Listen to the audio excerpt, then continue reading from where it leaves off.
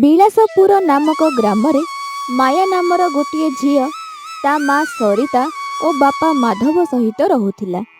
ମାୟାର ପରିବାର ବହୁତ ଗରିବ ଥିଲେ। ତା ମା ବାପା ମୂଲିଆ ଭାବେ କାମ କରୁଥିଲେ।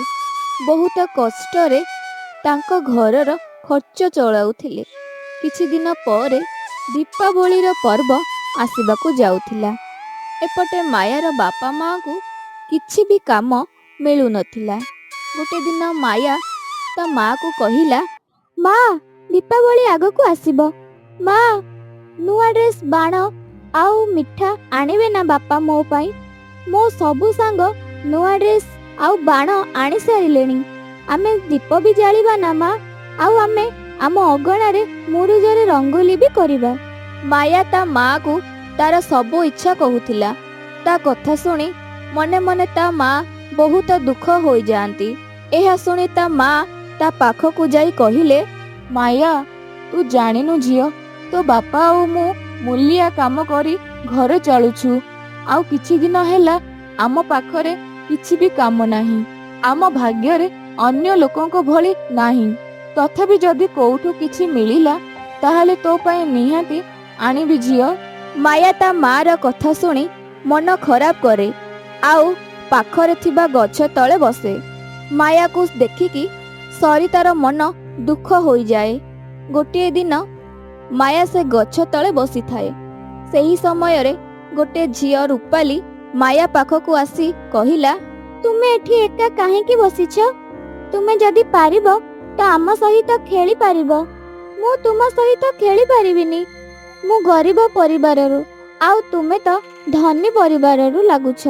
ତୁମ ମା ବାପା ମୋ ସହିତ ଖେଳିବା ଦେଖିଲେ ପାଟି କରିବେ। କ'ଣ? ସେ ଆମକୁ କ'ଣ ପାଇଁ ପାଟି କରିବେ? ତୁମେ ଗରିବ ଏଥିପାଇଁ? ଏମିତି କିଛି ବି ନାହିଁ। ଗରିବ ଲୋକ ବି ଚାହିଁଲେ ପରିଶ୍ରମ କରି ପଇସା ରଖି ଧନୀ ହୋଇପାରିବେ। ରୂପାଲିର କଥାରୁ ମାୟା ତା ସହ ସାଙ୍ଗ ହୋଇଯାଏ। ଖେଳିବା ପରେ ରୂପାଲି ମାୟାକୁ ଦୀପାବଳି ଦିନ ତା ଘରକୁ ଡାକେ। ଏହା ଶୁଣି ମାୟା ଖୁସି ହୋଇଯାଏ। ମାୟା ଘରେ ପହଞ୍ଚିଲା ପରେ ତା ମାଆଙ୍କୁ ରୂପାଲିର କଥା କୁହେ। ମା, ମତେ ରୂପାଲି ଦୀପାବଳି ଦିନ ତା ଘରକୁ ଡାକିଛି। ମୁଁ ଯାଇପାରିବି ନା ମା? ଝିଅ, ଆମେ ତ ଗରିବ ଲୋକ। ରୂପାଲିର ମା ବାପାଙ୍କୁ ତୁମର ସେଠାକୁ ଯିବା ବିଲକୁଲ ଭଲ ଲାଗିବନି। ସରିତା ମାୟାକୁ ବୁଝାଉଥାଏ। ହେଲେ ମାୟା ଜିଦି କରି କୁହେ, ରୂପାଲି ମତେ ଡାକିଛି ତ ମୁଁ ଯିବି ଯିବି ଯିବି। ମାୟାର ଜିଦି ଦେଖି ତା ମା କହିଲା, ଠିକ ଅଛି, ଯା। ମାୟା ଦୀପାବଳି ଦିନ ଗୋଟେ ପୁରୁଣା ଧୋଇ ହୋଇଥିବା ଭଲ ଡ୍ରେସ୍ ପିନ୍ଧି ରୂପାଲିର ଘରକୁ ଯାଏ। ରୂପାଲି ବି ମାୟାକୁ ଦେଖିକି ବହୁତ ଖୁସି ହୋଇଯାଏ। ସେତେବେଳେ ରୂପାଲି ତା ମାଆକୁ କୁହେ, ମା, ଶୁଣ ନା, ଇଏ ହେଉଛି ମାୟା, ମୋ ସାଙ୍ଗ। ରୂପାଲିର ମା ସଙ୍ଗୀତା ଆଉ ତା ବାପା ସମୀର ମାୟାକୁ ଦେଖି ଟିକେ ବି ଖୁସି ନଥିଲେ। ମାୟା ଗରିବ ଝିଅ ବୋଲି ତା ପୋଷାକରୁ ଜଣା ପଡୁଥିଲା। ଆଉ ରୂପାଲି କୋଉ ବି ଗରିବ ସହ ସାଙ୍ଗ ହୁଏ, ଏହା ତା ମା ବାପାଙ୍କୁ ପସନ୍ଦ ନଥିଲା। ରୂପାଲିର ବାପା ରୂପାଲିକୁ ଗୋଟେ କୋଣକୁ ନେଲେ ଆଉ କହିଲେ, ରୂପାଲି, ତତେ କେତେଥର କହିଛି ଗରିବ ପିଲା ସହ ସାଙ୍ଗ ହେନା ବୋଲି। ତୁ ଜାଣିନୁ ଝିଅ, ପ୍ରଥମେ ତ ଧନୀ ଲୋକ ସହ ସାଙ୍ଗ ହୁଅନ୍ତି, ପରେ ତାଙ୍କ ଘରୁ ଚୋରି କରନ୍ତି। ରୂପାଲି ଓ ତାର ବାପାର କଥା ଦୂରରେ ଥିବା ମାୟା ଶୁଣିଦିଏ। ତାକୁ ବହୁତ ଖରାପ ଲାଗିଲା। ତାକୁ ତା ମାଙ୍କ କଥା ମନେ ପଡ଼ିଲା ଆଉ ସେ ମନ ଦୁଃଖରେ ସେଠାରୁ ଚାଲିଯାଏ। ଏପଟେ ରୂପାଲି ବି ସମୀର ଆଗରେ କିଛି ବି କହିପାରେନି ଆଉ ବାହାରକୁ ଆସି ସେ ବାଣ ଫୁଟଉଥାଏ। ସେତେବେଳେ ବାହାରୁ ଗୋଟିଏ ରକେଟ ଆସି ରୂପାଲିର ଗୋଡ଼ ତଳେ ପଡ଼ିଥାଏ। ରୂପାଲିକୁ ଏହା ଜଣା ନଥାଏ।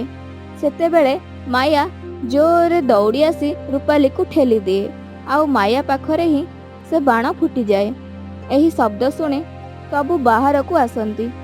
ବାଣ ଫୁଟିବାରୁ ମାୟାର ଗୋଡ଼ ଖଣ୍ଡିଆ ହୋଇଯାଏ।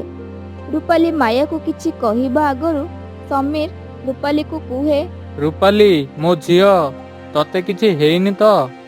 ବାପା, ଆଜି ଯଦି ମାୟା ନଥାନ୍ତା ତ ମୋର କିଛି ନା କିଛି ହୋଇଥାନ୍ତା। ସେ ହିଁ ମୋ ଜୀବନ ବଞ୍ଚେଇଛି। ତାପରେ ସମୀର ମାୟା ଆଡ଼କୁ ଦେଖେ ଆଉ କୁହେ, ମାୟା, ମୁଁ ତୁମକୁ ଏତେ ଖରାପ କହିଲି, ହେଲେ ବି ତୁ ରୂପାଲିର ଜୀବନ ବଞ୍ଚାଇଲୁ। ରୂପାଲି ହେଉଛି ମୋ ସାଙ୍ଗ, ତାକୁ ବଞ୍ଚେଇବା ମୋ କର୍ତ୍ତବ୍ୟ ମାଲିକ। ସେତେବେଳେ ସମୀରର ନଜର ମାୟାର ଖଣ୍ଡିଆ ଉପରେ ପଡ଼େ। ସେ କୁହେ, ମାଲିକ ନାହିଁ ଝିଅ, କାକା ବୋଲି ଡାକ। ତୁମର ତ ବହୁତ ଖଣ୍ଡିଆ ହୋଇଛି ଝିଅ। ଚାଲ ଘର ଭିତରକୁ, ମୁଁ ଏବେ ଡାକ୍ତରକୁ ଡାକୁଛି। ଝିଅ ମାୟା, ତୁମେ ମୋତେ କ୍ଷମା କରିଦିଅ, ମୁଁ ତୁମକୁ ଭୁଲ ବୁଝିଲି। ସମୀର ତା ଭୁଲ ଯୋଗୁଁ ପସ୍ତେଇବାକୁ ଲାଗେ। ଏବେ ରୂପାଲିର ମା ବାପା ମାୟାକୁ ବହୁତ ସାରା ମିଠା, ଡ୍ରେସ୍ ଆଉ ବାଣ ବି ଦେଲେ। ଏସବୁ ଦେଖି ମାୟା ବହୁତ ଖୁସି ହୋଇଯାଏ ଆଉ ଘରକୁ ଚାଲିଯାଏ। ଘରକୁ ଯାଇ ଦେଖେ ତ ତା ମା ଉଦାସ ହୋଇ ବସିଥାଏ। ସେ ତା ପାଖକୁ ଯାଇ କୁହେ, ମା ବାପା, ଦେଖିଲ ତ ସମୀର କାକା ମୋତେ ନୂଆ ଡ୍ରେସ୍, ମିଠା ସହ ବହୁତ ବାଣ ବି ଦେଇଛନ୍ତି। ମାୟାର ମା ମାୟାକୁ ଖୁସି ଦେଖି ବହୁତ ଖୁସି ହୁଏ, ହେଲେ ମାୟାର ଖଣ୍ଡିଆ ଦେଖି ବ୍ୟସ୍ତ ହୋଇ ପଚାରେ, ଆରେ ଝିଅ, ଏ କ'ଣ ହୋଇଛି ତୋର? ମାୟା ସବୁ ଘଟିଥିବା ଘଟଣାକୁ କୁହେ, କେମିତି ରୂପାଲିକୁ ସେ ବଞ୍ଚେଇଲା ବେଳେ ତାର ଖଣ୍ଡିଆ ହୋଇଥିଲା। ସେହି ସମୟରେ ରୂପାଲି ତା ମା ବାପା ସହ ମାୟାର ଘରକୁ ପହଞ୍ଚିଲା। ମାଲିକ, ଆପଣ ଆମ ଘରେ? ମାଧବ, ତୁମ ଝିଅ ଅତି ସାହସୀ ଅଛି ଆଉ ବହୁତ ସ୍ୱାଭିମାନୀ ବି। ଆଜି ମୋ ଝିଅ ରୂପାଲିର ଜୀବନ ବଞ୍ଚାଇଲା। ମୁଁ ଚାହୁଁଛି ତୁମେ ସମସ୍ତେ ଆମ ସହ ଦୀପାବଳି ପାଳନ କର। ସରିତା ଏହା ଶୁଣି ଖୁସି ହୋଇଯାଏ। ଏହା ତାଙ୍କର ପ୍ରଥମ ଦୀପାବଳି ଥିଲା, କାହିଁକି ନା ଆଜି ତାଙ୍କ ଘରେ ମିଠା, ଉପହାର ଓ ନୂଆ ପୋଷାକ ଥିଲା। ତାପରେ ସେମାନେ ସମସ୍ତେ ମିଶିକି ଦୀପାବଳି ପାଳନ କଲେ। ସମୀର ଏବେ ସରିତା ଓ ମାଧବକୁ ଫ୍ୟାକ୍ଟ୍ରିରେ କାମ ଦେଲା, ତାହା ସହ ଭଲ ଦରମା ବି ଦେଲା। ଏଥିପାଇଁ ମାଧବ ଓ ସରିତା ବି ବହୁତ ଖୁସି ଥିଲେ।